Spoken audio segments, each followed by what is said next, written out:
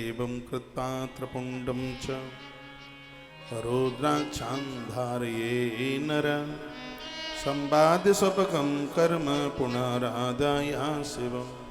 जो भस्म और रुद्राक्ष धारण करके भगवान शिव की पूजा करेगा, एक पूजा उसकी 10-10 हजार पूजा के बराबर हो जाएगी। ध्यान रखना इस बात की। सुबह हम पूजा में बैठते हैं तो भस्म में लिपड़े हुए होते हैं बिल्कुल। ब्राह्मणों से तिलक चंदन भस्म लगवाने की भारी महिमा है, इसलिए मैं सुबह भस्म तिलक ब्राह्मण बालकों से लगवाता हूं। जब भी आप मंदिर में जाते हैं तो 2 काम जरूर करें आप, 3। एक उस मंदिर की परिक्रमा, एक पुजारी जी से चरणामृत और पुजारी जी से माथे पर तिलक रोली चंदन। ये उनके हाथ का लगाया हुआ माथे पर चंदन क्या प्रभाव देगा? चंदनम महत पुण्यम सर्व पाप प्रणाशनम आपदाम अपहरतारम लक्ष्मी तिष्ठति सर्वदा। ये संपदा देगा, ये भगवान के दिव्य चिन्ह है, ये आनंद कर देंगे, बहुत बहुत आनंद हो जाएगा।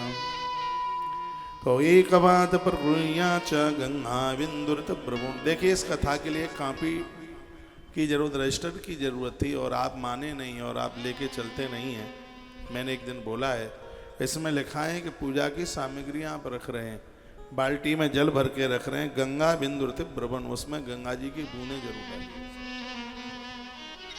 इससे जल का दोष समाप्त हो जाता है। विद्येश्वरी संहिता के, रुद्र संहिता के सृष्टि खंड के अध्याय नंबर 13 में विधाता ब्रह्मा देवताओं की पूजा की विधि बता रहे हैं।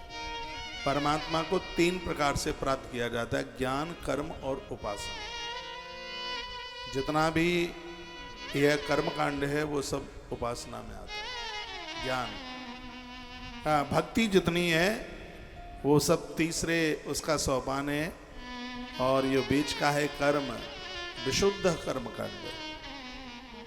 ये 3 प्रकार से भगवत आराधना, भगवत प्राप्ति होती है। ज्ञान में ध्यान लगाया जाता है, कर्म में सब पूजा पांडित का कर्म होता है, और भक्ति में सब स्तुतियां होती हैं, प्रार्थनाएं होती हैं। ये 3 प्रकार से भगवान को अपना बना लिया जाता है। तो बड़ा अद्भुत वर्णन किया गया है और कहा गया है, प्रकुर याच गंगा बिंदुरत ब्रवुन। गंगा जी की बूंदें जल के दोष को समाप्त कर देती हैं। नित्य नदी सरताओं के जल का आचमन कीजिए और पूजा में भी उसे मिलाइए। मुद्रा एकाम प्रदर्शैव पूजयेत विघ्नहारिकम्। पूजा में कभी किसी भी प्रकार का विघ्न ना आए। अभी मैंने आपको बोला, जब आप शंकर का अभिषेक करते हैं तो सबसे पहले जल आप गणेश जी के ऊपर चढ़ाएं, फिर भले ही महादेव से आप शुरू करें, क्योंकि प्रारंभ गजानंद से ही है।